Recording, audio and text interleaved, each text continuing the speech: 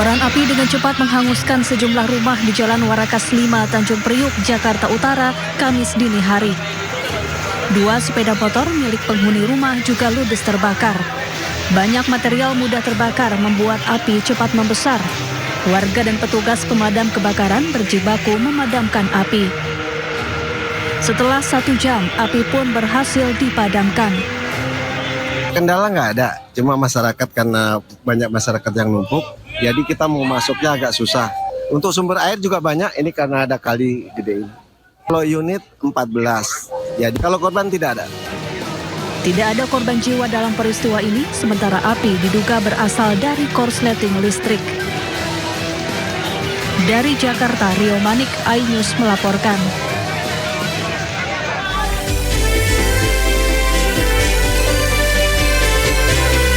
Halo, selamat siang pemirsa. Indosiang kembali hadir menemani aktivitas Anda. Bersama saya Fajar Wayong, berikut berita pilihan siang hari ini.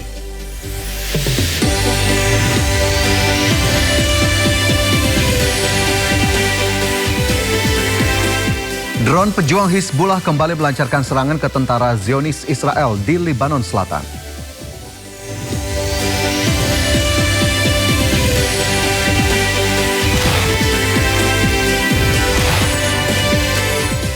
Pasukan keamanan Kerajaan Arab Saudi menangkap sejumlah penyusup yang berhaji tanpa izin.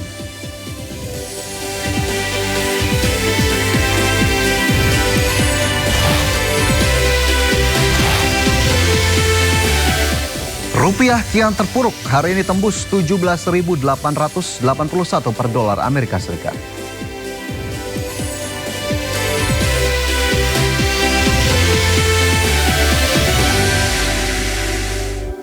Pemirsa, 3 orang di Gandusari, Kabupaten Blitar jadi korban petasan meledak. 1 korban meninggal dunia, 2 korban lainnya harus dirawat intensif di rumah sakit.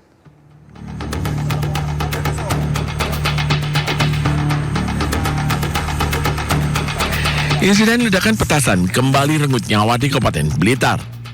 Peristiwa berawal saat ketiga korban bersama temannya menerbangkan balon udara di area persawahan di Dusun Tekik, Desa Tambakan, Gandusari, Blitar. Puluhan mercon rakitan digantungkan pada ekor balon udara. Namun pada saat diterbangkan, korban merasa ada yang gagal saat mengambil kembali petasan tiba-tiba meledak. Akibat kejadian itu, dari 6 orang yang ada di lokasi, 2 diantaranya menderita luka bakar akibat ledakan petasan dan 1 orang meninggal dunia. Sementara korban lainnya, yakni ADR 12 tahun, mengalami luka lecet pada jari tangan dan dagu. Lalu korban ketiga berinisial D mengalami luka bakar pada jari tangan kiri dan wajah. Pihak kepolisian dari Polres Blitar telah melakukan olah TKP. Saat balon tersebut mau naik, ya kan, ada beberapa petasan yang tidak meledak. Kemudian korban mendekati dan terjadi terkena ledakan tersebut, salah satu korban tersebut. Saat ini sedang dilakukan perawatan di Rumah Sakit Ngudi Waluyo. Saat ini korban meninggal dunia telah dimakamkan. Sementara kedua korban luka mendapat perawatan medis di Rumah Sakit Ngudi Waluyo Wlingi. Sedangkan kasusnya masih dalam penyelidikan polisi. Dari Blitar, Jawa Timur, Yoyo Agusta, iNews melaporkan. Seorang warga negara asing asal Korea ditemukan tewas mengenaskan di dalam rumahnya di Kabupaten Bekasi, Jawa Barat.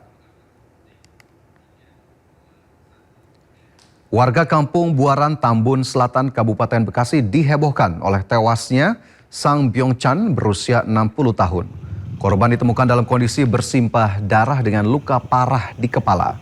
Jasad korban pertama kali diketahui oleh anaknya usai merayakan malam takbir Idul Adha di rumah rekannya.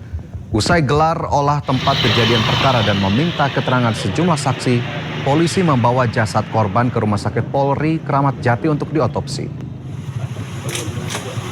Hampir dari ini saya cek di atas sudah pada ramai, banyak. Terus saya turun, katanya bapak kontrakan sudah meninggal. Oh, yang punya kontrakan iya, itu mas? Itu doang sih. Tahu yang infonya karena kenapa gitu mas? Saya sih kurang tahu, katanya di pembunuhan itu doang. Itu doang ya? Iya. Tapi warga negara asing mas, WNA. Kalau itu mah pasti Korea. Pemirsa, seekor sapi di kawasan Ciputat, Tangerang Selatan kabur hingga ke jalan raya saat akan disembelih. Sementara itu di Bandung, sapi mengamuk hingga membuat 2 warga terluka.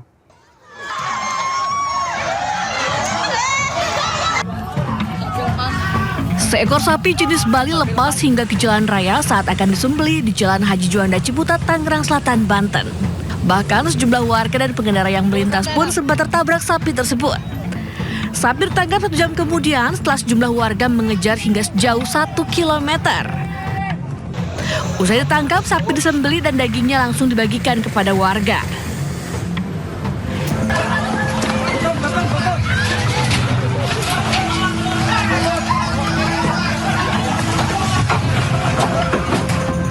Sementara itu, video amatir merekam seekor sapi yang mengamuk saat hendak disembelih warga di Kelurahan Ledeng, Kecamatan Ciledug, Kota Bandung. Diduga sapi sudah stres ketika diturunkan dari truk. Akibatnya 2 warga mengalami luka ringan. Petugas kurban dan pihak terkait pun langsung membius sapi hingga suasana kembali kondusif. Sementara itu, seekor sapi kurban di Kecamatan Kabat, Banyuwangi, Jawa Timur lepas saat akan disembelih dan masuk ke sebuah dealer mobil. Sapi itu luput dari pengawasan panitia dan menyeberang jalan kemudian masuk ke sebuah dealer mobil. Spontan, puluhan karyawan dealer pun langsung menyelamatkan diri. Panitia kurban bersama puluhan warga tampak bingung saat hendak mengevakuasi sapi. Mereka khawatir sapi makin stres dan merusak mobil yang ada di dealer. Di Kabupaten Bogor, Jawa Barat, warga dibuat heboh karena seekor sapi lari saat hendak dikurbankan di Lewiliang. Sapi lari menyeberang jalan dan menabrak motor hingga pengendara yang membonceng keluarganya nyaris terjatuh akibat ngerem mendadak. Karena situasi yang panik, akhirnya sapi ini masuk ke dalam minimarket. Akibat peristiwa ini, minimarket pun mengalami kerugian jutaan rupiah karena banyak barang yang berjatuhan dan pecah. Tim Liputan, iNews melaporkan. Ratusan emak-emak rela berdesakan demi mendapatkan 1 kilogram daging kurban di Mapolres Goa, Sulawesi Selatan. Sebanyak ribuan kilogram daging kurban yang dibagikan kepada warga kurang mampu.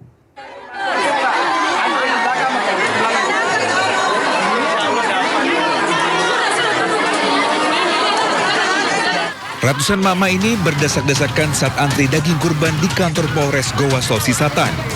Bahkan sejumlah mama yang menggendong anak balita nyaris terjepit kerumunan warga yang saling dorong. Warga rela berdesakan sejak pagi karena takut tidak kebagian jatah daging kurban. Sebanyak ribuan kilo daging sapi dari 18 ekor sapi kurban yang dibagikan kepada warga kurang mampu. Sebanyak 18 ekor sapi. Nah, terkait pagi hari tadi, tentunya daging-daging ini akan kami berikan kepada penerima manfaat yang memang betul-betul. Demi antrian yang tertib, pembagian daging kurban dilakukan dengan sistem tukar poin. Dari Goa, Sulawesi Selatan, Bukma, iNews melaporkan. Dalam rangka menyambut Hari Raya Idul Adha 1447 Hijriah, MNC Peduli menyalurkan hewan kurban kepada masyarakat di kawasan Jakarta Barat. Penyaluran hewan kurban diharapkan dapat memberi manfaat bagi masyarakat yang membutuhkan. MNC Peduli menyalurkan sebanyak 17 hewan kurban di Hari Raya Idul Adha 1447 Hijriah untuk masyarakat Jakarta Barat. Hewan kurban disalurkan melalui Koramil 05 Kebonjeruk yang nantinya juga didistribusikan kepada Polsek Kebonjeruk serta sebagian besar disalurkan ke warga RW 10 Kebonjeruk. Hewan kurban juga diserahkan langsung oleh MNC Peduli kepada Kodim 0503 Jakarta Barat agar daging kurban bisa didistribusikan kepada masyarakat yang membutuhkan. Semoga bantuan dari MNC Peduli ini dapat memberikan berkah dan dapat bermanfaat bagi kami semua. Selama ini dari MNC Peduli selalu mendukung untuk kegiatan Idul Adha di wilayah Kodim 0503 Jakarta Barat. Dan untuk hewan kurban yang akan dibagi nanti, kita akan membagi kepada masyarakat di sekitar Kodim 0503 Jakarta Barat, kepada orang-orang yang membutuhkan, dan biasanya kami setiap tahunnya membagi sekitar 150 kantong kepada warga sekitar. Hewan kurban juga disalurkan ke Masjid Raudatul Jannah yang berada di kawasan di Masjid Raudatul Jannah Kedoya Kebonjeruk, Jakarta Barat. Kita mendapatkan bantuan dari MNC Peduli berupa 1 ekor sapi yang akan rencananya kami sumbangkan kepada Masjid Raudatul Jannah. Untuk penerima manfaatnya kurang lebih sekitar 550 orang. Kami sangat berterima kasih kepada MNC Peduli yang sudah memberikan daging kurban kepada kami segenap pengurus Masjid Raudatul Jannah beserta warga sekitar juga. Penyaluran hewan kurban di momen Hari Raya Idul Adha 1447 Hijriah sebagai bentuk kepedulian dan keberpihakan kepada masyarakat yang membutuhkan. Tim Liputan iNews melaporkan. Dan pemirsa, hari ini Masjid Istiqlal Jakarta memotong 78 hewan kurban, termasuk sapi dari Presiden Prabowo dan Wapres Gibran. Dan untuk mengetahui informasi terkini sudah ada Nata Arman di Masjid Istiqlal Jakarta Pusat. Ya Nata, apakah pemotongan hewan kurban sudah dilakukan dan khusus sapi dari Prabowo Gibran akan dibagikan ke siapa saja?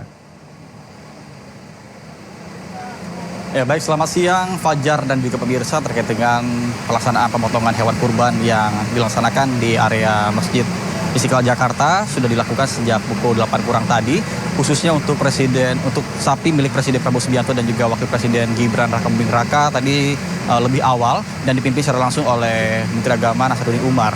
Kemudian juga untuk spesifikasi dari sapi yang dikurbankan milik Presiden Prabowo sendiri adalah sapi jenis simental. Kemudian juga untuk Wakil Presiden Gibran ada jenis Brahman Cross yang dinamakan Siloreng dan juga Wirabumi dengan berat masing-masing 1,2 ton dan juga 1,3 ton.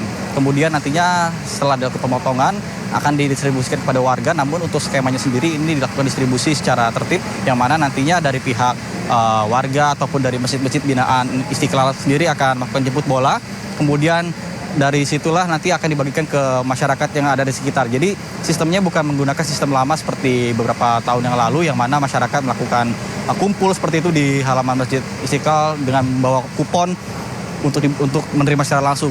Namun melainkan untuk saat ini tidak ada lagi hal tersebut karena untuk menjaga dari rasa aman dan juga ketertiban yang ada di kawasan Masjid Istiqlal.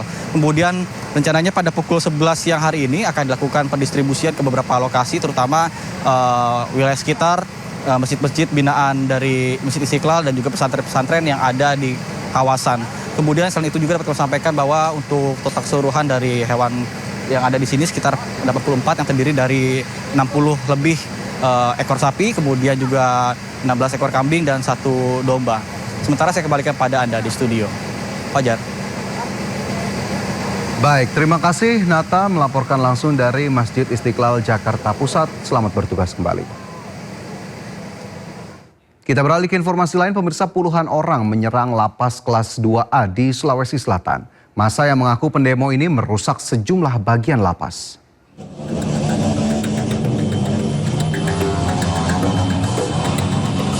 Puluhan orang dengan mengendarai motor menyerang lapas kelas 2A di Goa, Sulawesi Selatan. Mereka bahkan menabrakkan motor mereka ke pintu lapas dan memecahkan kaca jendela ruangan pegawai lapas hingga melempar kursi ke atap. Beruntung tidak ada petugas lapas yang terluka akibat serangan anarkis ini. Polisi yang tiba di lokasi langsung melakukan olah TKP dan mengamankan 5 orang untuk diperiksa. Pada saat mereka datang, konvoi, ada mobil dan motor. Sampai sini yang motor itu langsung ke dalam, langsung menabrakkan motornya di pintu porti P2U. Kemudian ada sebagian juga yang melakukan pengerusakan. Kami mengamankan barang bukti itu pecahan kaca, terus ada 2 kursi, terus serpihan pecahan batu. Aksi penyerangan oleh massa pendemo ini hingga kini masih dalam penyelidikan aparat Polsek Bonto Maranu dan Satreskrim Polres Goa, Sulawesi Selatan. Dari Kabupaten Goa, Sulawesi Selatan, Mukma, iNews melaporkan. Aksi perampokan bersenjata api terjadi di sebuah minimarket di kawasan Cimanggis, Depok, Jawa Barat. Pihak kepolisian kini tengah memburu kedua pelaku yang identitasnya sudah diketahui.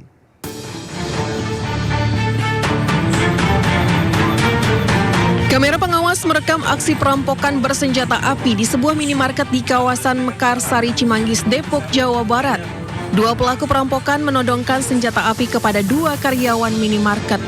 Di bawah ancaman senjata, kedua karyawan yang ketakutan tersebut kemudian digiring dan disekap di dalam sebuah ruangan. Pelaku berhasil menggasak uang di mesin kasir dan berangkas sebesar 36 juta rupiah serta barang-barang berharga lainnya di dalam minimarket. Kejadian yang ada di minimarket wilayah Cimanggis masih kita dalam pengejaran, mohon doanya agar segera. Terima kasih. Itu pelakunya berapa orang sih Pak? Kita sudah mengidentifikasi yang masuk ke dalam minimarket itu sekitar 2 orang dan di luar adalah sekitar 2 orang. Apakah ada kaitannya dengan yang di Duren yang di Jakarta Pak? Kami melihat yang di sana, kita juga berkoordinasi dengan Polres Jakarta Timur. Apakah ada kesamaan? Kami masih berkoordinasi. Hingga saat ini Polres Metro Depok sedang melakukan pengejaran intensif terhadap kedua pelaku yang identitasnya sudah diketahui.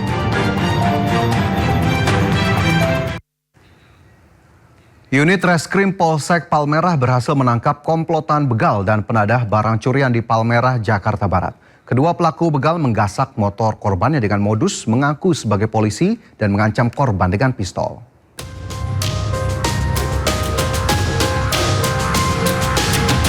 Seperti inilah cara dua orang pelaku begal memepet motor korban di kawasan Palmerah, Jakarta Barat. Keduanya mengaku polisi dan jika korban tak menyerahkan motornya, kedua pelaku mengancam dengan pistol. Pelaku yang menakut-nakuti korban berhasil membawa kabur motor korban. Usai adanya laporan korban, Polsek Palmerah, Jakarta Barat melakukan penyelidikan dan menangkap 3 pelaku. 2 orang diantaranya pelaku begal motor dan 1 orang lainnya sebagai penadah motor hasil curian. Kedua pelaku yang merupakan residivis dengan kasus serupa melakukan aksinya dengan modus berpura-pura sebagai polisi yang memepet dan merampas motor korban. Modus operandinya pelaku 3 orang tersebut pepet rampas dan mengaku sebagai anggota polisi. Kemudian korban ditanyakan membawa obat-obat larang. Atas perbuatannya, para pelaku terancam hukuman 9 tahun penjara. Dari Jakarta, Miftahul Gani, iNews melaporkan. Sementara itu pemirsa, 3 pelaku curanmor babak belur dihajar massa saat tertangkap tangan hendak mengambil sepeda motor di Kabupaten Bekasi, Jawa Barat. Polisi berhasil mengamankan 2 unit sepeda motor yang diduga hasil kejahatan.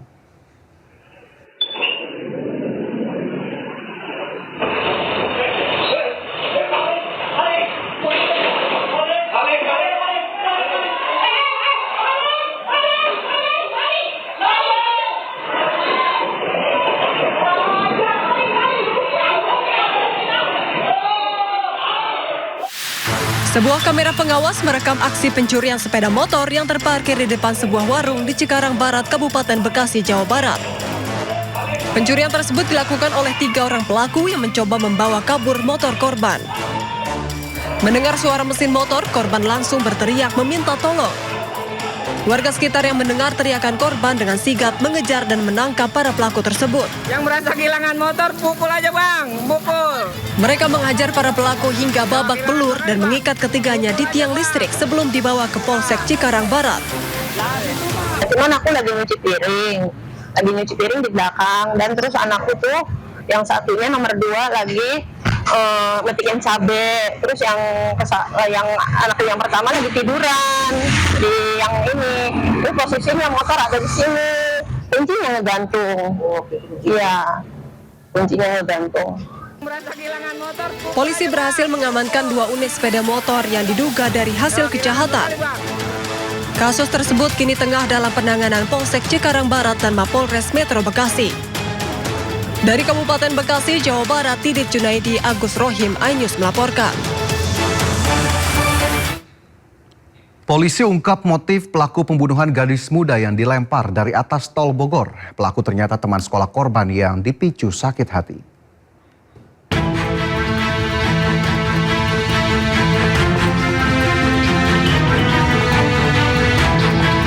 Motif pembunuhan terhadap seorang gadis muda, Anggi Aulia, yang tewas akibat dilempar dari atas tol Bogor Auto Ring Road, Kota Bogor, terungkap. Pelaku pembunuhan sadis ini ternyata Fendrian, teman sekolah korban saat di SMK. Peristiwa berawal saat keduanya bertemu dan ngopi bareng di kawasan Stadion Pakansari Bogor. Tak disangka saat di dalam mobil, pelaku tega menjerat leher korban menggunakan dasi. Namun saat di perjalanan melihat korban masih bernafas, pelaku panik dan membuang korban dari atas jalan tol Bor. Tersangka ternyata menyimpan dendam lantaran sakit hati dengan ucapan korban saat bertemu 2 pekan lalu. Dari tangan tersangka disita barang bukti senjata tajam, dasi, mobil milik korban, uang dan pakaian korban. Sampai saat ini pengakuan dari yang bersangkutan mengakui masih sakit hati ketika bertemu 2 minggu yang lalu. Korban mengatakan pada si pelaku dengan bahasa kasihan ya, nggak punya orang tua. Bahasa itu yang membuat si pelaku hilaf dan dendam kepada korban. Demikian Pak. Sebelumnya, detik-detik Anggi Aulia dilempar dari atas tol Bor, Jalan Soleh Iskandar, Kota Bogor, Jawa Barat pada Sabtu kemarin terekam kamera pengawas. Korban tewas mengenaskan setelah tubuhnya terhempas dari ketinggian 20 meter. Jasad korban dievakuasi ke rumah sakit untuk diidentifikasi. Berdasarkan rekaman CCTV tersebut, polisi berhasil mengidentifikasi pelaku yang membawa kabur mobil korban. Berhenti atau kami ambil tindakan tegas terukur. Aksi penangkapan pun diwarnai kejar-kejaran di tol Cisamdawu, Subang, Jawa Barat. Pelaku tertangkap usai mobil curian yang dikendarainya terperosok hingga terguling. Atas perbuatannya, tersangka terancam 20 tahun penjara atau maksimal penjara seumur hidup. Dari Bogor, Jawa Barat, Andi Firmansyah, iNews melaporkan. Polisi membongkar gudang penyimpanan narkoba jenis sabu yang berlokasi di sebuah apartemen di Makassar. Dari hasil penggerebekan, polisi pun berhasil mengamankan 1.125 gram narkoba jenis sabu.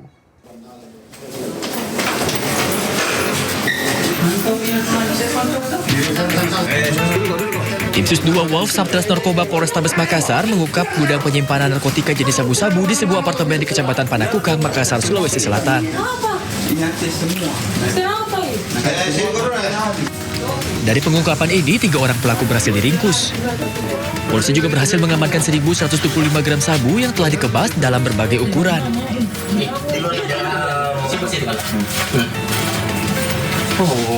Kau satu kamar semua. Kau mau dibantu. Bukan, maksudku begini. Ini kuda tuh tidak terbuka dia sama saya. Tapi kan kau lihat itu.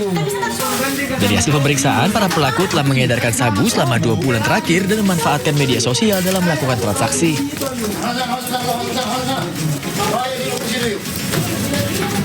Dari keterangan pelaku, polisi juga mendapati pria berinisial AR yang merupakan pemasok narkoba yang kini dalam proses pengejaran. Untuk mempertanggungjawabkan perbuatannya, para pelaku kini ditahan di Mako Polrestabes Makassar dan terancam hukuman 20 tahun penjara hingga hukuman maksimal mati. Dari Makassar, Sulawesi Selatan, Syahrul Adiaksa, iNews melaporkan.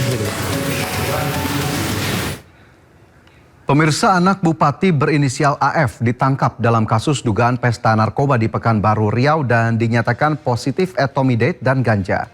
Namun Kepala BNN Kota Pekanbaru menyebut AF tidak terbukti mengonsumsi ganja secara langsung.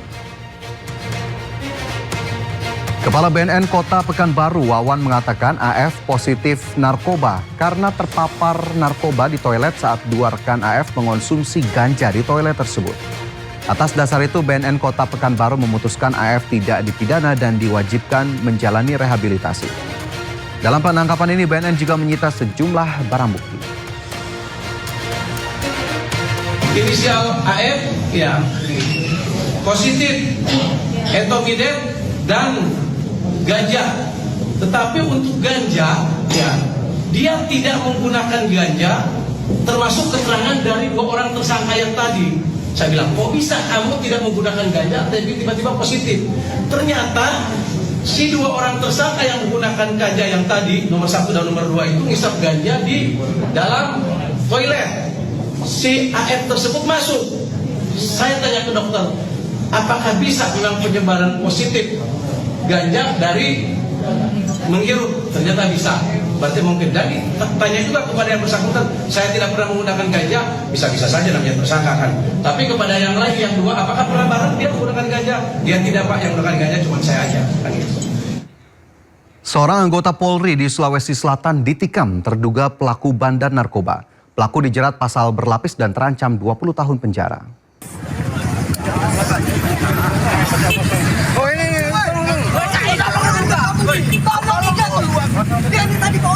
Seorang anggota Polri dari Kesatuan Satres Narkoba Polres Ogan Komering, Ulu, Sumatera Selatan harus dilarikan ke rumah sakit lantaran ditikam oleh terduga pelaku bandar narkoba. Dialah itu, deketin tenaga lagi. Korban ditikam saat hendak menyergap bandar sabu yang telah menjadi target operasi di wilayah itu. Polisi menjelaskan, kejadian bermula saat 4 anggota Satres Narkoba membuntuti pelaku. Namun saat hampir ditangkap, pelaku mengeluarkan senjata tajam dan menusuk petugas. Diayunkan kepada anggota kami yang selama ini, namun yang bersangkutan bisa mengelak dan akhirnya terkena ujungnya kepada Brigadir Joni Aguston.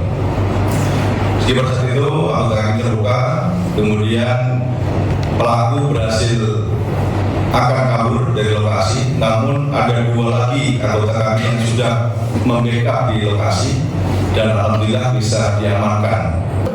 Dari tangan pelaku, polisi sita 3 paket sabu 1,5 gram, 9 pisau, uang tunai dan sepeda motor. Pelaku dijerat pasal berlapis dan terancam 20 tahun penjara, sementara anggota Polri yang terluka dirawat RSUD Ibnu Sutowo setelah menjalani operasi. Dari Ogan Komering Ulu, Widori Agustino, iNews melaporkan. Kasus dugaan pencurian emas di sebuah hotel di kota Bau-Bau, Sulawesi Tenggara menjadi sorotan publik usai menyeret nama mantan anggota polisi dan sejumlah oknum aparat penegak hukum.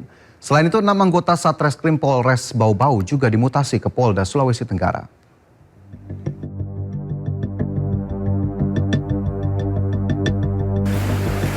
Usai viral penanganan kasus pencurian emas lebih dari 500 gram di Polres Bau-Bau, Sulawesi Tenggara akhirnya menunjukkan hasil. Polisi akhirnya menetapkan mantan anggota polisi berinisial AAL sebagai tersangka. AAL diduga tidak beraksi sendirian, namun bekerja sama dengan rekannya AAM yang juga sudah ditetapkan sebagai tersangka. Meski berstatus tersangka, keduanya belum ditahan. Di Satreskrim Polres Bau-Bau telah melaksanakan gelar perkara terkait penetapan tersangka pencurian emas, dan saat ini Satreskrim telah menetapkan 2 orang terduga pelaku pencurian emas. 6 anggota Satreskrim Polres Bau-Bau juga dimutasi ke Polda Sulawesi Tenggara untuk menjalani pemeriksaan internal. Mereka diduga terlibat dalam praktik pemerasan, perusakan barang bukti, dan penggelapan barang bukti yang berkaitan dengan penanganan kasus pencurian emas tersebut. Kasus ini bermula dari penanganan laporan pencurian logam mulia milik salah seorang warga di kota Bau-Bau, Sulawesi Tenggara yang sempat terhenti sejak 31 Desember 2025. Korban mengaku kehilangan kurang lebih 500 gram emas, berlian, dan sejumlah perhiasan berharga lainnya yang nilainya mencapai 1,7 miliar rupiah. Lokasi kejadian di dalam kamar yang masih berada dalam satu kompleks dengan sebuah hotel di kota Bau-Bau. Dari total barang yang hilang, korban menyebut baru sekitar 160 gram emas yang dikembalikan. Sementara sisanya diduga dimanipulasi oleh oknum menggunakan perhiasan imitasi serta dikabarkan hilang. Korban juga mengaku kerap dimintai uang oleh oknum penyidik dengan alasan untuk keperluan operasional penyelidikan yang jumlahnya mencapai puluhan juta rupiah. Dari kota Bau-Bau, Sulawesi Tenggara, Andi Eba, iNews melaporkan.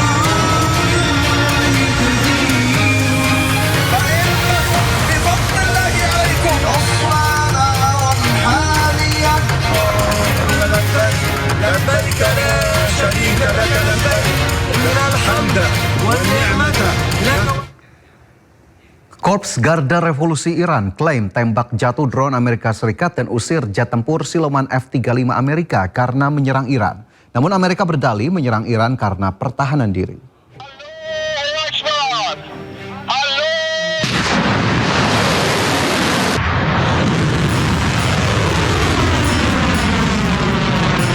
Korps Garda Revolusi Islam Iran atau IRGC merilis rekaman baku tembak dengan jet tempur F-35 Amerika Serikat dan menembak jatuh drone MQ-9.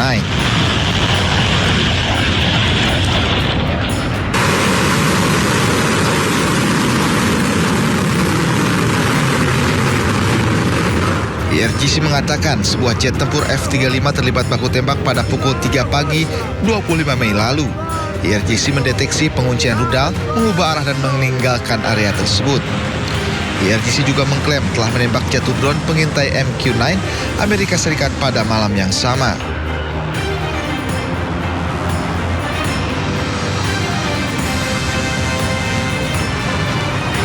Namun, militer Amerika Serikat belum berikan komentar tentang klaim IRGC tersebut.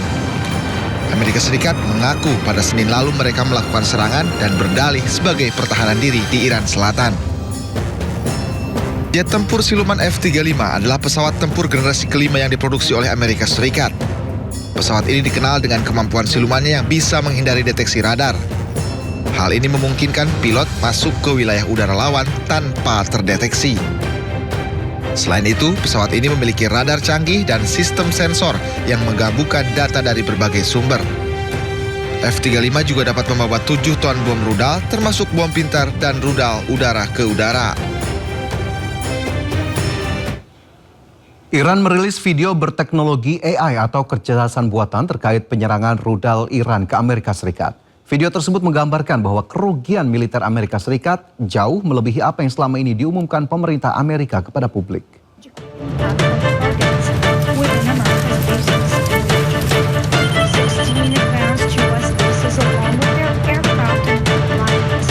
Iran melalui media Press TV merilis video berteknologi AI atau kecerdasan buatan terkait penyerangan rudal Iran ke Amerika Serikat. Dalam video tersebut dilaporkan bahwa setiap rudal Iran memiliki target spesifik dalam peluncuran serangan terhadap musuh perang. Media AS melaporkan bahwa skala kerusakan di pangkalan AS jauh melebihi apa yang selama ini diumumkan pemerintah Amerika Serikat kepada publik. Sebanyak 228 fasilitas militer AS diklaim terkena serangan rudal Iran. Hanggar pesawat, kilang bahan bakar, pusat taktik militer, radar, hingga peralatan komunikasi disebut menjadi bagian dari kerugian militer AS. Iran juga memilih target-target yang dinilai paling strategis di dalam pangkalan militer AS di kawasan Timur Tengah. Sebanyak 16 pangkalan AS beserta pesawat dan perlengkapannya dilaporkan mengalami kerusakan parah. Selain itu, sebanyak 16 jet tempur dan pesawat tanker AS dilaporkan mengalami kerusakan akibat serangan rudal Iran, termasuk 150 drone tempur. Besarnya dampak serangan tersebut terungkap dari citra satelit yang memperlihatkan tingkat kerusakan secara rinci, sebagaimana didokumentasikan sejumlah media Amerika Serikat. Pemirsa, Menteri Luar Negeri Indonesia Sugiono menyoroti penggunaan hak veto di Dewan Keamanan Perserikatan Bangsa-Bangsa yang dinilai kerap menghambat penyelesaian berbagai konflik global. Indonesia juga mendorong reformasi Dewan Keamanan sehingga mampu merespons tantangan global secara lebih efektif. Indonesia juga tadi menyampaikan statement pentingnya kita mereformasi sistem multilateral yang ada, pentingnya kita mereformasi PBB, termasuk pentingnya juga kita mereformasi Security Council. Karena banyak suara-suara yang berasal dari umumnya Global South itu tidak terwakili. Tadi juga disampaikan oleh beberapa negara bahwa banyak concern-concern yang kemudian diveto di Dewan Keamanan. Yang ini juga perlu mendapatkan representasi yang baik di Dewan Keamanan. Saya kira message yang disampaikan juga seragam bahwa PBB, kita tidak ingin PBB kehilangan relevansinya, tapi kita semua ingin bahwa PBB semakin kuat menghadapi dinamika yang terjadi secara global, karena kita juga paham tantangan-tantangan baru di dunia saat. Drone pejuang Hizbullah kembali melancarkan serangan ke tentara Zionis Israel di Lebanon Selatan.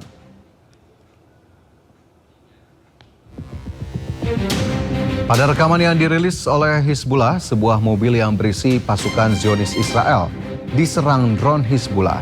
Terlihat pada serangan ini, 2 tentara Zionis Israel melompat dari mobil untuk menghindari serangan drone Hizbullah. Sebelumnya, Israel mengumumkan operasi militer skala besar ke Lebanon, operasi Arrows of Fire untuk memerangi Hizbullah.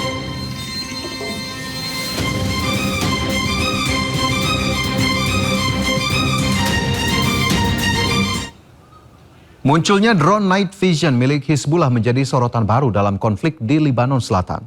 Teknologi ini memperkuat kemampuan operasi malam Hizbullah di medan tempur.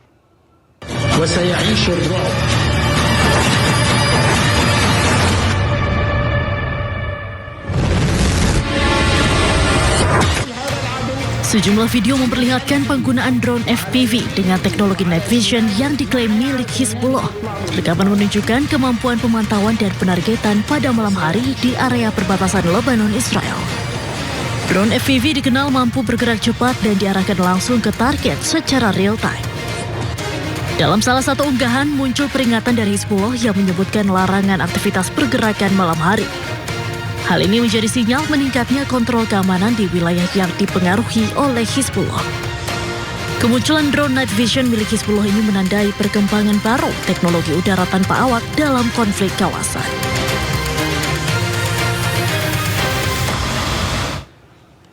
Militer Israel melancarkan serangkaian serangan pada hari Selasa yang menargetkan berbagai wilayah di Nabatiyah, Lebanon Selatan. Serangan terjadi seiring dengan terus meningkatnya pertempuran antara Hizbullah dan Israel. Rekaman video menunjukkan ledakan dan kepulan asap tebal yang membumbung di atas Nabatiyah dan kota-kota sekitarnya setelah serangan tersebut. Media Lebanon melaporkan 14 serangan udara Israel di kota Yohmor al-Shakif menghancurkan puluhan rumah. Serangan tambahan dilaporkan menghantam kota Zotar al-Sharqiyah di mana 2 orang tewas. Serangan udara juga dilaporkan terjadi di kota Arnon Habush, Kfar Tabnit, Kautaria al-Ris, Zabadin, dan Nabatiyah al-Fuqa. Menurut laporan Lebanon, serangan Israel meningkat dengan serangan udara dan penembakan artileri terus-menerus yang mempengaruhi sebagian besar kota di daerah tersebut.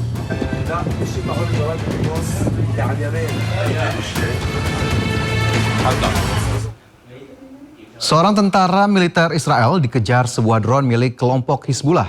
Aksi pengejaran tersebut terjadi di perbatasan Shomira, Israel.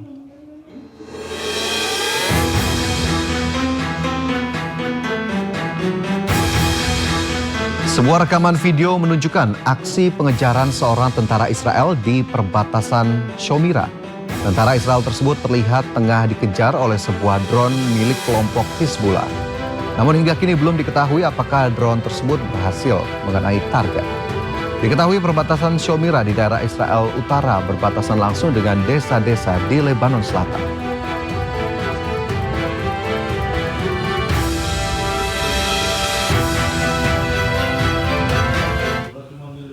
Tentara Israel memaksa sejumlah keluarga meninggalkan rumah mereka di Bethlehem, tepi barat Palestina. Usai dikosongkan, Israel merobohkan salah satu rumah warga Palestina di wilayah tersebut.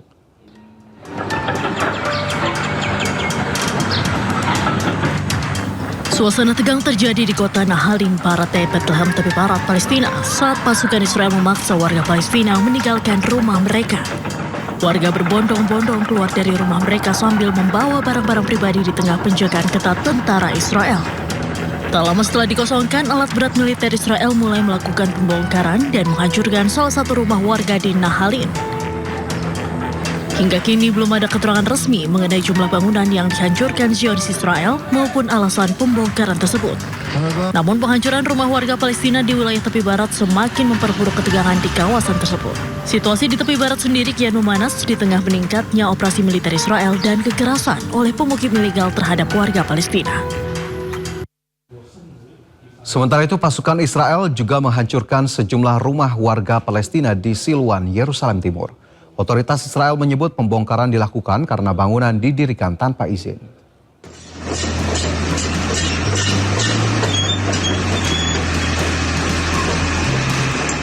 Pasukan Israel bersama sejumlah buldozer menyerbu kawasan Al-Bustan di kota Silwan, Yerusalem Timur, Palestina. Rekaman menunjukkan alat berat dan personel militer Israel memasuki area permukiman dan pusat usaha milik warga Palestina. Otoritas Israel kemudian mulai membongkar sejumlah bangunan dan tempat usaha di kawasan tersebut. Israel menyatakan pembongkaran dilakukan karena bangunan itu dibangun tanpa izin resmi dari otoritas tempat. Namun warga Palestina menilai izin pembangunan hampir mustahil diperoleh, sementara pembongkaran oleh pasukan Israel terus mengancam permukiman mereka di Yerusalem Timur. Diketahui kawasan Al-Bustan selama bertahun-tahun menjadi titik ketegangan di tengah sengketa lahan dan kebijakan penggusuran terhadap warga Palestina di wilayah pendudukan. Jenazah petinggi Hamas Muhammad Odeh yang tewas dibunuh tentara Israel dimakamkan. Keluarga menyebut Odeh tewas bersama istri dan putranya di Gaza, Palestina.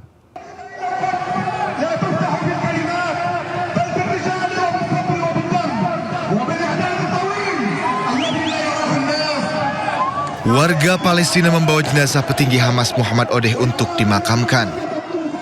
Militer Israel mengatakan Muhammad Odeh tewas dalam operasi pada 26 Mei di Gaza, Palestina.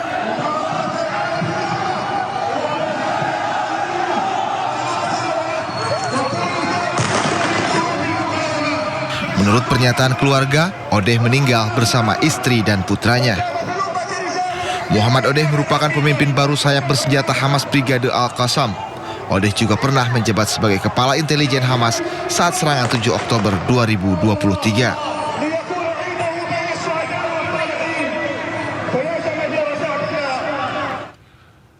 Pemirsa, di tengah reruntuhan bangunan dan bayang-bayang perang, ribuan warga Palestina di jalur Gaza melaksanakan sholat Idul Adha. Warga berdoa dengan air mata berlinang mengenang sanak saudara yang gugur akibat perang.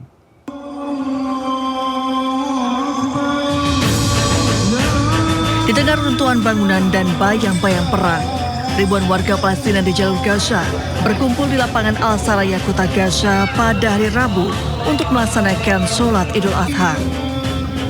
Sejak pagi, jamaah berbondong memasuki alun-alun untuk melaksanakan sholat dan mendengarkan khutbah meski duka begitu terasa di setiap sudut kota. Meski digelar dengan pengamanan ketat, warga Gaza tetap datang bersujud bersama menyambut hari raya. Warga berdoa dengan air mata berlinang mengenang sanak saudara yang gugur akibat perang. Sejak perang, warga tak mampu membeli hewan kurban atau pakaian baru.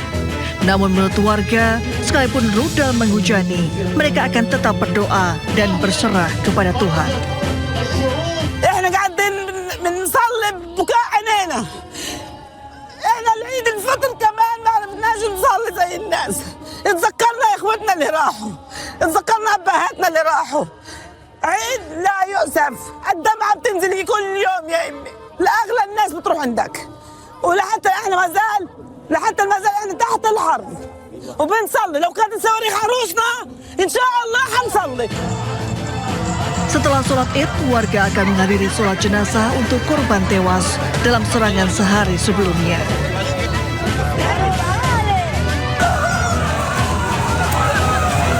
Sebelumnya di malam Idul Adha, Israel membombardir kota Gaza bagian barat di tengah gencatan senjata.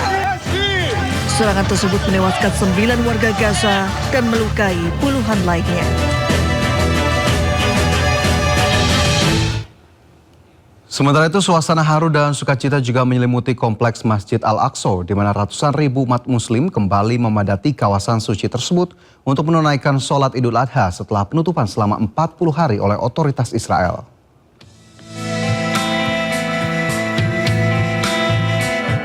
Ratusan ribu umat muslim memadati kompleks Masjid Al-Aqsa di Yerusalem untuk melaksanakan sholat Idul Adha.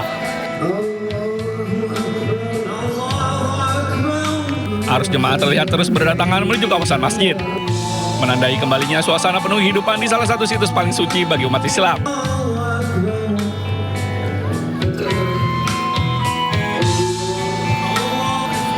Anak-anak membagikan permen di pelataran masjid. Sementara, keluarga-keluarga mengabadikan momen kebersamaan dengan berfoto sebelum sholat dimulai. Usai ibadah, sejumlah jemaah mengaku bahagia dapat kembali merasakan suasana Idul Adha bersama ribuan warga lainnya di Al-Aqsa. Setelah sebelumnya, kawasan tersebut ditutup selama 40 hari oleh Israel. احنا والله ما بنقدر نعيش من غير المسجد الأقصى، ما بنقدر، لازم كل يوم نكون نعدي عنه ونصلي فيه، وعدت أيام صعبة جدا إنه لا صلينا صلاة التراويح ولا صلينا برمضان في المسجد الأقصى ولا صلاة العيد. وصلاة العيد بالنسبة لنا احنا المقدسيين هون يعني أكبر فرحة إلنا، لأنه بتجمع فيها جميع المسلمين وجميع الجيران وجميع الأهل والأولاد والنساء، فيعني الحمد لله رب العالمين اللي رجعنا وصلينا صلاة العيد في المسجد الأقصى. Sebelumnya pembatasan ketat juga diterapkan pada Idul Adha tahun lalu, termasuk pemeriksaan identitas dan penutupan sejumlah akses masuk yang menghambat warga Palestina menuju kompleks masjid.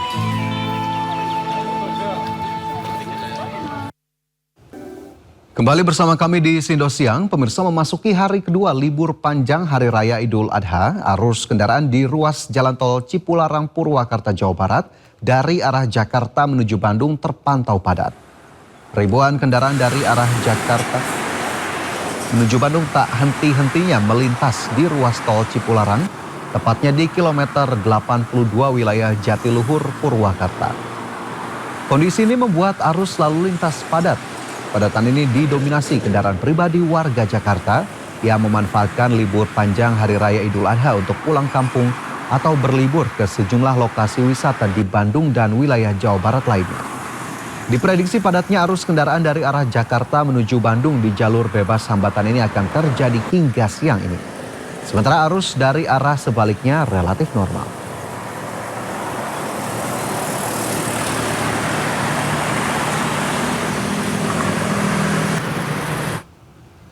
Kepadatan kendaraan juga terjadi di kawasan objek wisata Lembang, Kabupaten Bandung Barat pada Kamis pagi.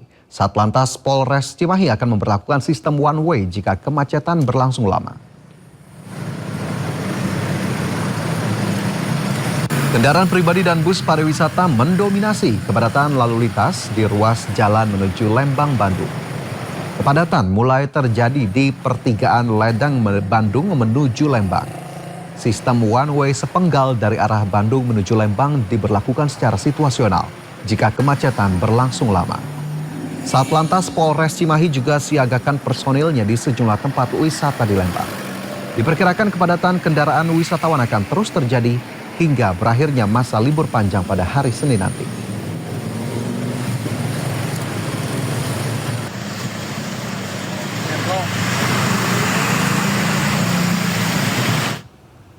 Sementara itu pemirsa, situasi arus lalu lintas di kawasan jalur rekreasi Puncak Bogor, tepatnya di sekitaran Simpang Gadok, pada hari ini dalam keadaan ramai lancar.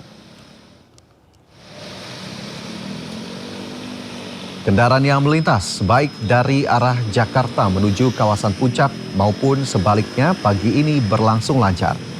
Namun diprediksi pada siang nanti kendaraan akan mengalami peningkatan secara bertahap. Pihak Korlantas hingga belum memberlakukan skema rekayasa lalu lintas seperti sistem satu arah atau one way.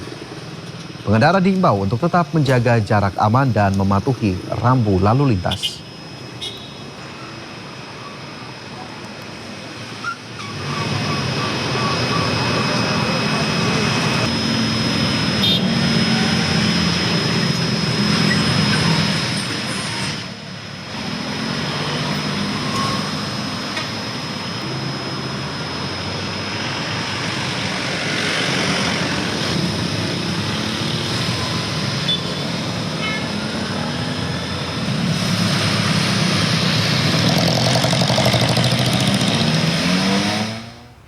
Pemirsa, libur panjang Idul Adha, Bandara Soekarno-Hatta Tangerang, Banten ramai penumpang. Mereka memanfaatkan hari libur dengan pergi berwisata dan mudik ke kampung halaman.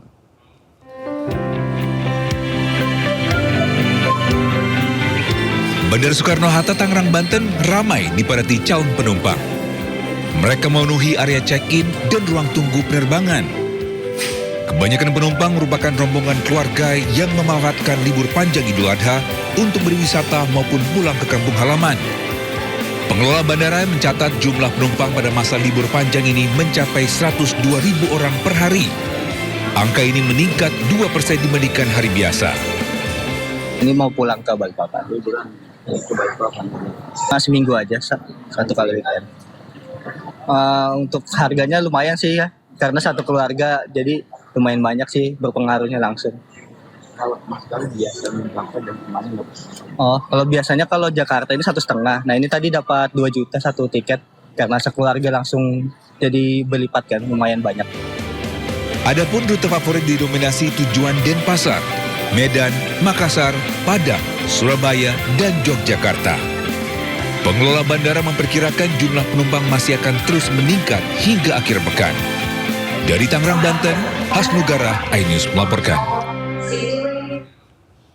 Dan pemirsa, untuk mengetahui situasi terkini di Simpang Gadok, Puncak Bogor, Jawa Barat dalam momen libur Idul Adha kali ini, kami sudah terhubung dengan rekan Naura Syafikah bersama juru kamera Muhammad Khairuddin. Selamat siang Naura, bagaimana situasi di sana? Apakah ada rekayasa lalu lintas jika terjadi penumpukan wisatawan di kawasan puncak?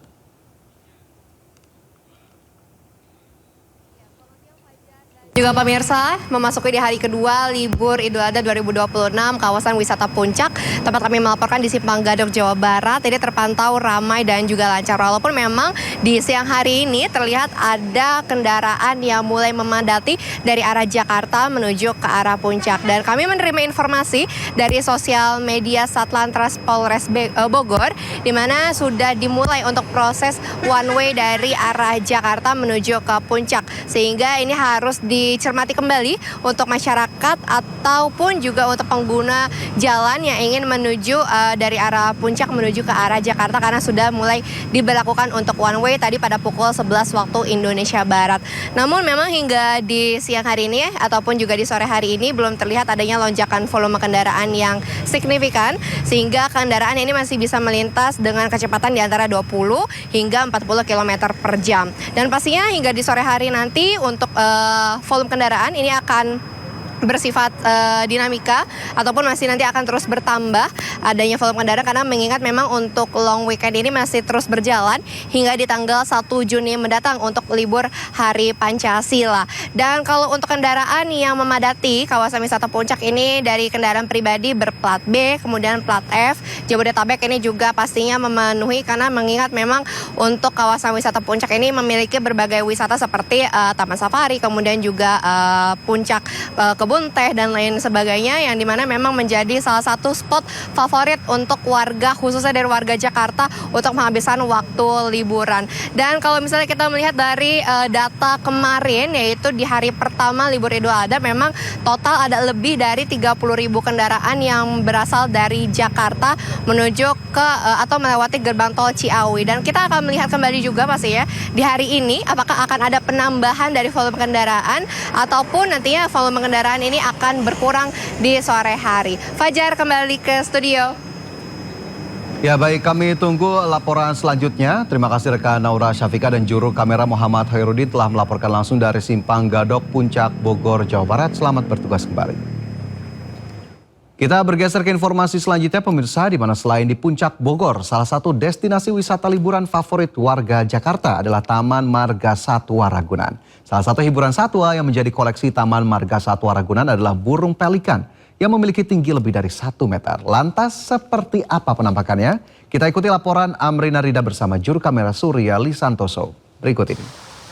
Pemirsa, momen libur panjang Idul Adha ini tentunya dimanfaatkan oleh warga Jakarta dan sekitarnya untuk menghabiskan waktu.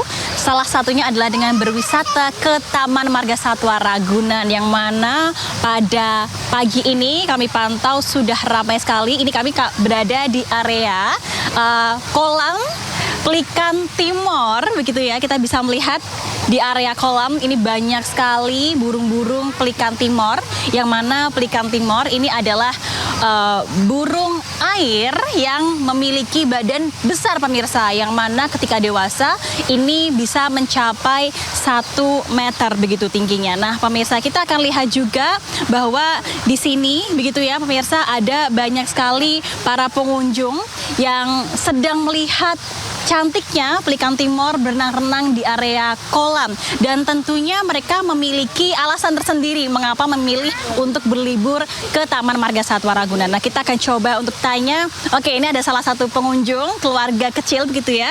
Halo, selamat pagi Kak, boleh minta waktunya sebentar? Oke Kak, bisa kenalan dulu, nama kakak siapa sih Kak? Herda. Oke, Kak Herda boleh ceritain asalnya dari mana dan kenapa sih di momen libur Idul Adha ini memutuskan untuk main ke Taman Ragunan? Ya. Emang sebenarnya udah niat dari lama sih Kak, karena kan cuti Idul Adha kan.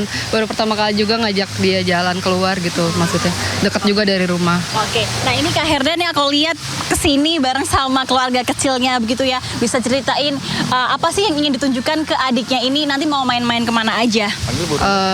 Kan pertama udah niat mau kesini, terus mau lihat gajah paling sama jerapah. Oke, gajah sama jerapah. Nah ini kalau boleh tahu gimana melihat suasana Ragunan, kalau kakak sendiri seneng atau gimana, ada respon lainnya nggak?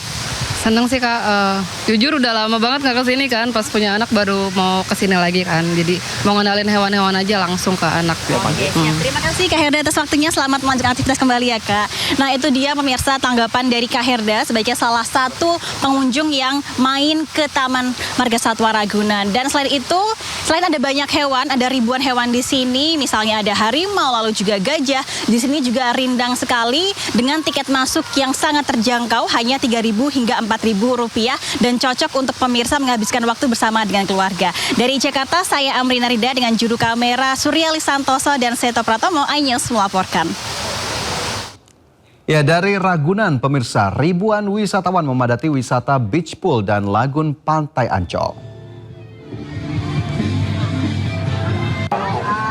Tempat wisata Taman Impian Jaya Ancol, khususnya Pantai Ancol, menjadi destinasi wisata favorit bagi warga ibu kota dan sekitarnya untuk menghabiskan libur panjang Idul Adha. Dengan harga tiket Rp25 hingga Rp35.000, pengunjung bisa puas seharian bermain di Pantai Ancol. Meski cuaca terik, tidak menyurutkan antusiasme warga untuk menikmati suasana pantai. Orang dewasa hingga anak-anak bermain pasir, berenang, dan berfoto bersama. Wisatawan yang datang berlibur ke Pantai Ancol bukan hanya wisatawan Jakarta, tetapi juga luar daerah. Hingga pukul 10 pagi, pengunjung telah mencapai 10.000 orang.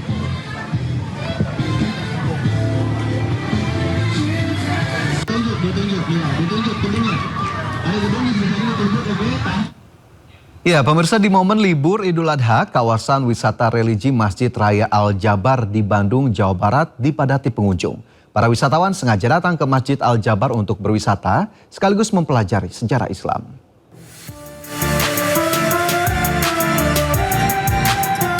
Seperti inilah keramaian pengunjung yang memadati wisata religi Masjid Raya Al-Jabar di kawasan Cimencrang, Bandung, Jawa Barat. Sejak pagi, ribuan wisatawan dari berbagai daerah memadati Masjid Raya Al-Jabar. Di lokasi ini, wisatawan bisa menikmati keindahan arsitektur masjid bergaya Timur Tengah. Selain itu, Masjid Al-Jabar juga memiliki Museum Nabi Muhammad. Para pengunjung bisa beredukasi religi penyebaran agama Islam hingga masuk ke tanah Jawa Barat. Di momen libur panjang Idul Adha, jumlah pengunjung Masjid Al-Jabar meningkat hingga 50.000 pengunjung dibandingkan hari biasa yang hanya 9.000 pengunjung. Di hari-hari biasa itu kita kan di hari weekday mungkin ya, di weekday itu kita biasanya kurang lebih sekitar 8.000, 9.000 pengunjung. Tapi ketika di weekend biasanya kita sampai 20.000 pengunjung. Apalagi sekarang cukup libur panjang juga, kita prediksi sih akan lebih dari 50.000 pengunjung setiap harinya. Diperkirakan keramaian wisatawan di Masjid Al-Jabar akan terus terjadi hingga hari Minggu mendatang. Dari Bandung, Jawa Barat, Ervan David, iNews melaporkan.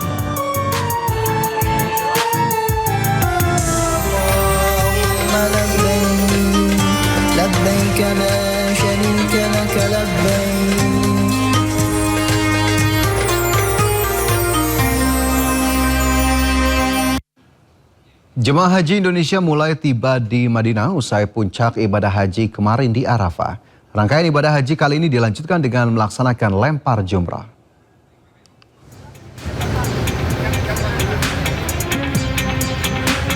Usai melaksanakan puncak haji dengan wukuf di Arafah dan mabit di Musdalifah, jemaah haji Indonesia kini bergerak ke Jamarat. Di Jamarat, jemaah melaksanakan ibadah lempar jumrah untuk kantong kerikil sebelumnya telah disediakan oleh pemerintah Saudi sehingga jemaah haji tak perlu mencari kerikil saat berada di Mina. Dalam ibadah jumrah, jemaah harus melempar 7 batu kerikil ke jumrah terbesar pada tanggal 10 Zulhijjah. Lempar jumrah dilanjutkan pada hari berikutnya untuk melempar batu ke arah ketiga jumrah atau pilar yang ada. Total batu kerikil yang dibutuhkan berkisar antara 49 hingga 70 buah, tergantung lamanya jemaah tinggal di Mina.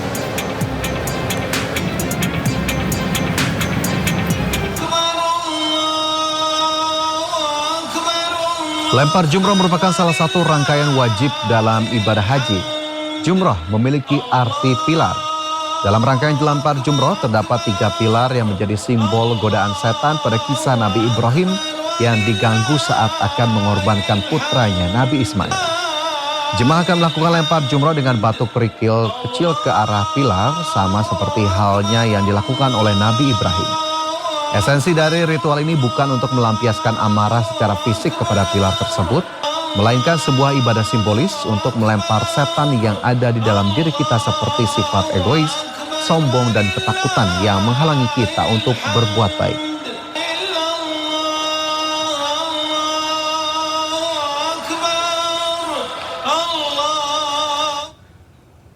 Meski sebagian besar jemaah haji melempar umroh, pemirsa, namun ada juga yang memilih ke Mekah untuk rangkaian ibadah tawaf, sa'i hingga tahalul. Tapi nantinya tetap akan melaksanakan ibadah lempar jumroh. Botak. Ya, botak. Botak. Ini botak. Malaysia atau Indonesia? Indonesia. Bismillahirrahmanirrahim. Staf khusus Presiden Bidang Pembinaan Generasi Muda dan Pekerja Seni Raffi Ahmad mengunggah dirinya sendiri saat melakukan tahalul usai menjalani seluruh prosesi ibadah haji. Tanpa ragu ia memotong semua rambut hingga kepalanya pelontos tanpa sehelai rambut pun. Ia menarasikan dalam unggahannya rambut boleh hilang, tapi semoga dosa-dosa juga ikut gugur satu persatu. Alhamdulillah habis melaksanakan rukun haji, bagaimana Anda? Di unggahan selanjutnya Raffi Ahmad nampak bersama Menteri ESDM Bahlil Lahadalia yang juga sudah selesai melaksanakan tahalul. Sementara jemaah haji Indonesia pagi ini juga sudah bergerak menuju lokasi lempar jumroh Akabah. Ritual ini mengenang kisah Nabi Ibrahim alaihi salam yang menolak godaan syaitan saat menjalankan perintah Allah Subhanahu wa Ta'ala. Usai melempar jumroh, sebagian jemaah melanjutkan ke Mekah untuk tawaf dan sa'i dan akhiri dengan mencukur rambut atau tahalul. Sebelumnya jemaah haji Indonesia bersama jutaan jemaah haji lainnya berada di Musdalifah usai wukuf. Pergerakan dimulai setelah waktu maghrib secara bergelombang. Di Musdalifah jemaah menginap atau mabit lalu mengumpulkan kerikil yang digunakan untuk melempar jumroh di Mina. Di Musdalifah pula, jemaah biasanya mengambil tempat di area terbuka untuk menggelar karpet maupun kasur sebagai tempat istirahat mereka. Sementara sebagian lain di tenda yang sudah disediakan otoritas Saudi. Dari Mekah, Arab Saudi, tim liputan iNews melaporkan.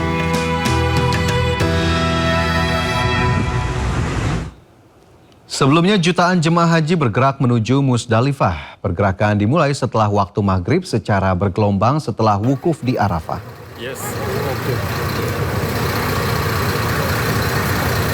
Di Musdalifah, jemaah melaksanakan rangkaian ibadah haji yaitu mabit. Mabit berarti menginap, bermalam atau singgah sejenak. Selain beristirahat, di tempat ini jemaah mengumpulkan kerikil yang akan digunakan untuk melempar jumrah di Mina. Otoritas Arab Saudi mengerahkan ratusan ribu personel untuk menjaga kelancaran arus, layanan kesehatan hingga keamanan selama fase akhir ibadah haji berlangsung.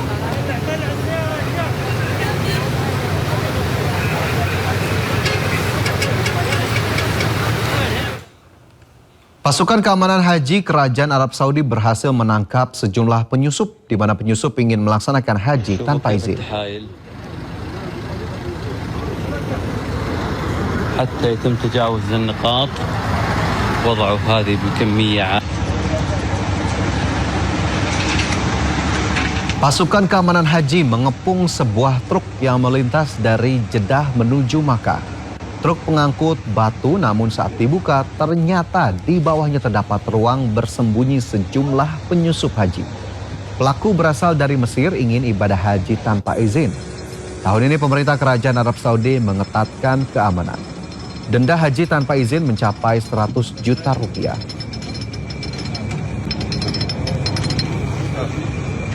لبيك اللهم لبيك لبيك لا شريك لك لبيك.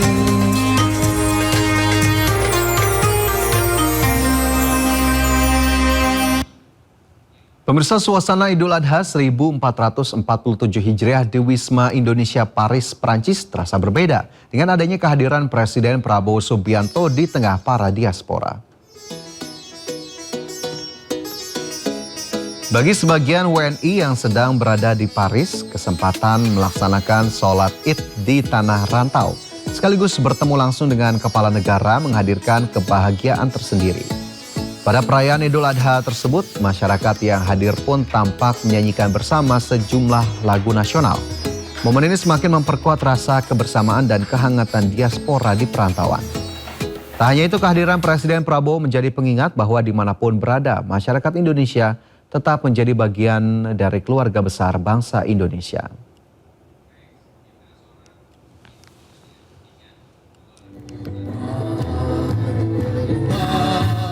Sholat Idul Adha serentak ditunaikan umat Islam di seluruh dunia. Di Rusia dan Korea Selatan, pemirsa, seluruh umat Muslim berbondong-bondong meramaikan masjid setempat seraya mengumandangkan takbir.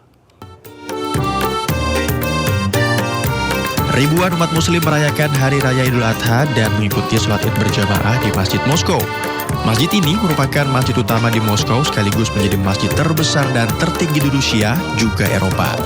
Meskipun begitu, dalam perayaan Hari Besar Islam, masjid ini tidak mampu menampung banyaknya jemaah, sehingga para jemaah harus melaksanakan ibadah di luar masjid. Hal ini tidak menyurutkan semangat umat Muslim di Rusia untuk tetap menunaikan sholat Id berjamaah. Hal serupa juga dijumpai di Masjid Pusat Seoul. Ratusan umat Muslim setempat berkumpul di masjid untuk menunaikan sholat Id berjamaah sebelum menuju ke rumah jagal untuk melaksanakan kurban. Perayaan Idul Adha ini turut dimanfaatkan umat Muslim Korea dan luar Korea untuk mempererat tali persaudaraan sesama Muslim. Sejumlah warga negara asing menyampaikan perayaan Idul Adha di Korea Selatan tergolong unik sebab hewan kurban tidak terlihat di tepi jalan karena aturan kebersihan dan peternakan yang ketat di negara tersebut. At least celebrating Eid here in Korea is a very beautiful thing and it's a very nice thing to do here.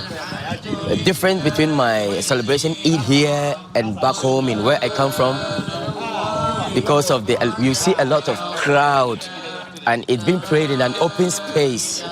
Mostly the congregation that comes to prayer, the mosque doesn't contain them because a lot of people do come around. So that makes it the difference. And you see cows and animals being tied around for people after celebrating. They'll go for their normal sacrifices. Hal unik lainnya di Korea adalah Federasi Muslim Korea membagikan susu dan roti selepas sholat subuh sebagai pengganti daging mentah. Meski terdapat beberapa kebiasaan yang berbeda dalam perayaan Idul Adha di beberapa negara, namun makna Idul Adha dan berkurban tetap solid, yakni sebagai perwujudan rasa ikhlas kita di hadapan Yang Maha Kuasa, serta menyadarkan kita bahwa apa yang kita miliki saat ini hanyalah sementara. Beralih ke informasi lain, pemirsa, 3 warga negara Indonesia diduga memalsukan riset menggunakan AI dan mencuri identitas di konferensi ilmiah internasional di Denmark. Demi meraih dana hibah, mereka juga diduga nekat menipu ilmuwan dari seluruh dunia. Heartbreaking news banget di dunia peneliti dan akademisi Indonesia. Dia ada kasus penipuan dari salah satu. Skandal itu terkuak setelah sejumlah orang mengunggah dugaan kecurangan yang terjadi di ajang paparan riset internasional ISPPD 2026. Event itu berlangsung di Copenhagen, Denmark pada tanggal 17 hingga 21 Mei lalu.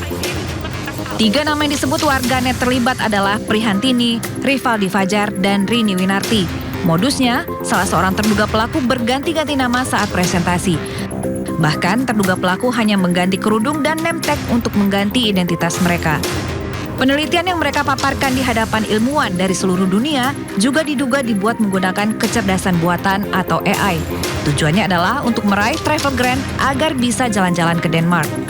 Atas kegaduhan ini, Prihantini telah meminta maaf dan menyebut bahwa informasi yang beredar di media sosial tidak sepenuhnya benar. Sementara Rivaldi Fajar juga sudah buka suara lewat akun media sosialnya dan berniat meluruskan tuduhan yang beredar. Keduanya kini disebut tengah menyiapkan klarifikasi resmi. Sementara itu, Prihantini dan juga Rivaldi Fajar diduga adalah alumni salah satu universitas besar di Yogyakarta. Belum ada pernyataan resmi dari Badan Riset dan Inovasi Nasional atau BRIN terkait kasus ini. Tim Liputan iNews melaporkan. Nilai rupiah terhadap dolar Amerika Serikat pagi ini sudah menyentuh angka 17.881 per dolar Amerika. Per Kamis 28 Mei 2026, 1 dolar Amerika Serikat sudah seharga 17.881 mengacu data Google Finance. Pelemahan nilai tukar rupiah ini membuat sejumlah warga panik, akan tetapi menariknya, Wakil Menteri Pertanian mengatakan nilai tukar dolar yang melemah justru membuat jutaan petani Indonesia yang happy alias bahagia karena ekspor hasil tani dibayar dengan nilai dolar yang naik.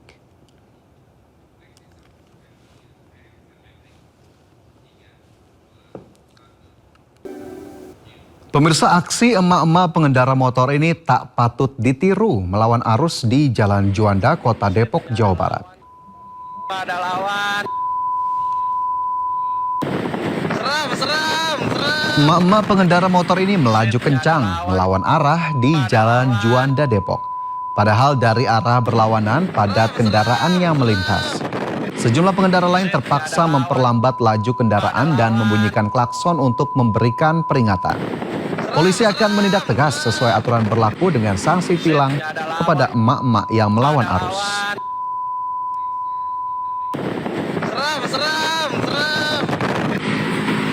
Nggak ada lawan. Nggak ada lawan.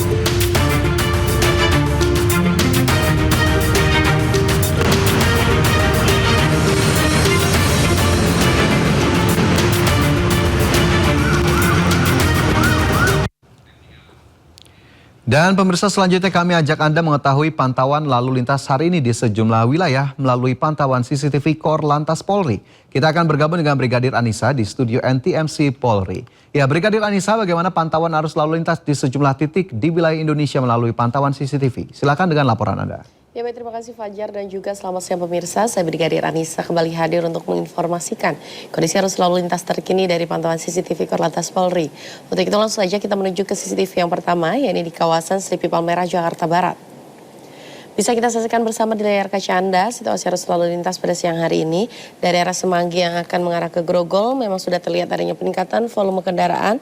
Arus lalu lintas juga sudah mulai mengalami peningkatan. Kami himbau bagi para pengendara untuk selalu berhati-hati dan bersabar serta menjaga jarak aman kendaraan Anda dengan kendaraan lainnya. Dan untuk arus lalu lintas dari arah Semanggi yang akan mengarah ke Petamburan maupun yang akan mengarah ke Pejompongan maupun Cawang juga pada siang hari ini sudah mulai terlihat adanya peningkatan volume kendaraan. Namun arus lalu lintas di tol dalam kota arah Cawang Grogol masih terpantau relatif lancar di kedua arahnya. Masih di kawasan Jakarta Barat, berikutnya kita bergeser ke kawasan flyover Simpang Grogol. Arus lalu lintas dari arah Jalan Dan Mogot yang akan mengarah ke Jalan Lejen S. Parman untuk siang hari ini masih terpantau lancar. Begitupun untuk arus lalu lintas di tol dalam kota arah Pluit yang akan mengarah ke Tomang dan arah sebaliknya. Kami himbau bagi para pengendara untuk selalu berhati-hati, menjaga kecepatan maksimal kendaraan Anda dan untuk tidak menggunakan bahu jalan sebagai jalur Anda kecuali dalam keadaan darurat. Dari kawasan DKI Jakarta kita akan beralih ke kawasan Yogyakarta, tepatnya di kawasan Simpang Prambanan. Arus lalu lintas dari arah Jogja yang akan mengarah ke Klaten, Solo pada siang hari ini masih terpantau relatif lancar, ketersendatan hanya menjelang traffic light saja. Begitupun untuk arus lalu lintas dari arah Jogja yang akan mengarah ke Piungan ataupun Bantul. Kami himbau bagi para pengendara untuk selalu berhati-hati dan juga menunggu antrian traffic light tepat di belakang garis stop serta untuk selalu mendahulukan para pejalan kaki yang akan menyeberang di kawasan ini. Dan untuk yang terakhir kita akan beralih ke kawasan Jawa Timur, tepatnya di kawasan Simpang PDAM Malang. Arus lalu lintas dari Jalan Soekarno-Hatta yang akan mengarah ke Kota Malang terpantau sudah ada peningkatan volume kendaraan. Harap bagi para pengendara untuk berhati-hati karena adanya perpotongan arus di kawasan Belimbing yang juga menjadi salah satu faktor yang menyebabkan adanya antrian panjang kendaraan di jalur ini. Dan dari arah sebaliknya pun masih terpantau relatif lancar dan didominasi oleh kendaraan pribadi roda 4. Dan juga bagi Anda yang ingin mengupdate bagaimana kondisi arus lalu lintas terkini, kami siap melayani Anda di nomor 1500669. Itulah informasi pada siang hari ini dan salam presisi. Silakan kembali ke rekan di studio.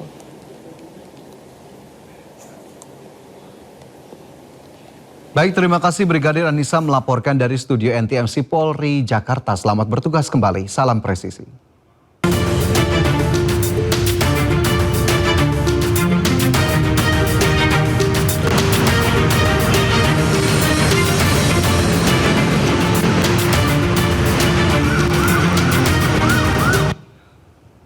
Pemirsa, Hari Raya Idul Adha menjadi berkah tersendiri bagi penyedia jasa bakar kulit hewan kurban seperti di Kabupaten Bojonegoro, Jawa Timur. Banyak warga berdatangan untuk membakarkan kepala dan kaki karena membersihkan bagian bulu hewan tersebut dianggap tidak mudah.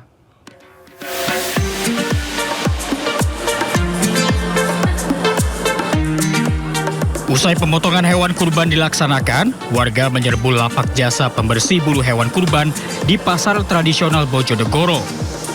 Butuh waktu 30 menit hingga 1 jam untuk proses pembersihan bulu. Berbekal blower api, pisau, dan kapak, para penyedia jasa dengan cekatan menghilangkan semua bulu yang menempel di kaki dan kepala. Dalam 1 hari, mereka mampu melayani puluhan kaki dan kepala hewan, baik sapi maupun kambing. Sementara biaya pembersihan kaki sebesar Rp15.000, kepala kambing Rp15.000, sementara kepala sapi Rp70.000. Dapat 2 hari 3 hari. Oh, 2 hari 3 hari ya. Terakhir. Kalian berhasil kan? Pak. Ini berapa orang yang mengerjakan ini, Pak? Banyak. Keluarga ya. Iya. Kepadatan warga memanfaatkan jasa pembersihan kaki dan kepala hewan kurban ini diperkirakan berlangsung hingga hari ketiga Idul Adha atau Sabtu nanti. Dari Bojonegoro, Jawa Timur, Dedi Mahdi, iNews melaporkan.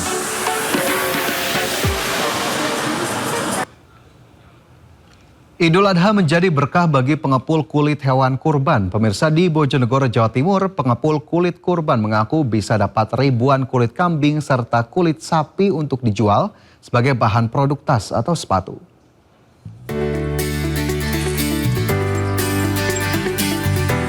Idul Adha menjadi momen penuh berkah bagi para pengepul kulit hewan kurban. Di Desa Kauman, Kecamatan Kota Bojonegoro, halaman rumah Puryono dipenuhi pedagang yang ingin menjual kulit hewan kurban baik dari pribadi maupun kelompok masyarakat. Kulit kambing dijual per lembar seharga Rp20.000, sementara untuk kulit domba seharga Rp35.000. Sedangkan untuk kulit sapi dijual Rp7.000 per kilogram. Kulit kemudian diperiksa agar tak ada yang berlubang, lalu ditaburi garam dan ditumpuk agar tak membusuk. Selama Idul Adha, Puryono bisa mendapatkan hingga 3.000 kulit domba dan kambing serta 8 ton kulit sapi. Kulit hewan kurban yang terkumpul ini nantinya akan dikirim ke pabrik daerah Blora, Jawa Tengah sebagai bahan produk tas, sepatu, hingga tekstil. Kambing dombanya biasanya sampai 2.000 lebih. 2.000 lebih ya? Sapinya ada biasanya ya 7 ton, 8 ton gitu. Ini nanti dikirim kemana, Mas, Pak? Nanti ke Blora. Ke Blora ya? Ya. Banyaknya warga yang menjual kulit hewan kurban diperkirakan berlangsung hingga hari ketiga perayaan Idul Adha. Dari Bojonegoro, Jawa Timur, Dedi Mahdi, iNews melaporkan.